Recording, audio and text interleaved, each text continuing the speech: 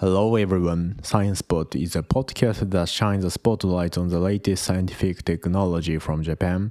Your host is Ran from Science Talk. This episode joins the Science Podcast Day September. This time I'd like to talk about the theme of Nitoryu or two-sword style. This is an event where each month a different podcast acts as a host, sets a theme, and the various podcasts talk about the topic. This month's host is Denseka. Denmark is number one. Denseka is a podcast that broadcasts on both English and Japanese, and since my show also has an English version, we might be a little similar. So this month's theme is Nitoryu. It's somewhat challenging topic, but I want to focus on how we all have our own two-thought style of reading and writing, and how that's related to the human brain. In our digital age, smartphones, tablets, and computers are an integral part of our daily lives. We use them for everything from taking lecture notes to communicating with friends and reading news. While these devices offer incredible convenience, have you ever wondered how this digital transformation is compacting our fundamental learning abilities, such as our reading and writing skills? Surprisingly, until now, there hasn't been enough scientific investigation into how digital devices affect our daily writing and reading habits. Previous research often focused on experimental settings, comparing memory and comprehension with handwriting versus keyboard input, but a broader connection between everyday reading and writing remained unexplored. However, from a neuroscience perspective, it's logical to expect a strong link. Our brain's language area processes and structure linguistic information, which is crucial for both understanding reading and expressing writing. Think of it like a central processing unit in a factory. It takes raw materials and produces finished goods, and the efficiency of this core unit dictates the quality of both. Today, we are discussing research that sheds light on this very question. A joint project by organizations like the Applied Neuroscience Consortium, the University of Tokyo's Sakai Lab, and NTT Data Institute of Management Consulting conducted a large-scale survey on the reading and writing habits of students in the digital age, scientifically verifying their relationship. This survey involved 1,062 students across Japan aged 18 to 29. They are asked about their media use, paper or digital, for lecture notes and daily schedule management, as well as their habits regarding reading books, newspapers and magazines, and writing for various purposes like memos, blogs, social media, and diaries. The core of analysis was to understand how these habits related to their Japanese language comprehension test scores. Their finding revealed some connecting trends. A significant 10% of students reported never recording lecture content, and 24% said they never write down daily schedules using either paper or digital tools. This suggests that for some students, the act of writing isn't a habitual part of their routine. Even among those who do take notes, over 30% only record the bare minimum, and the electric users are particularly prone to taking less detailed notes.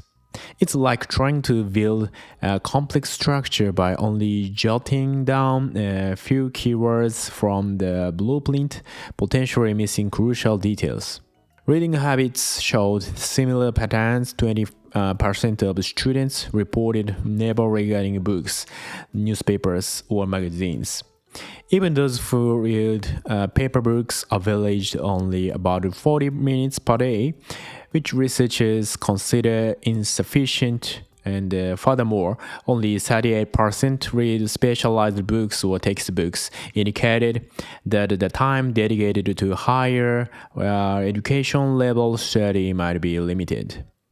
Interestingly, 26% of students spend an average of 60 minutes a day reading articles from community sites like blogs and social media. But here's where this research gets really interesting. The study found a strong correlation between reading and writing habits. Students who read books, newspapers, and magazines more regularly and for longer periods tend to write in a wider variety of situations, not just lecture notes, but also daily memos, diaries, and more. Conversely, those who wrote in more diverse situations also tend to read for longer durations. This suggests a positive feedback loop, where reading encourages writing, and writing in turn enhances reading. You could think of it like two gears working together. When one turns, the other is engaged, and together they create efficient movement. The more impact finding, however, related to academic performance. An additional test on Japanese language comprehension revealed a striking difference.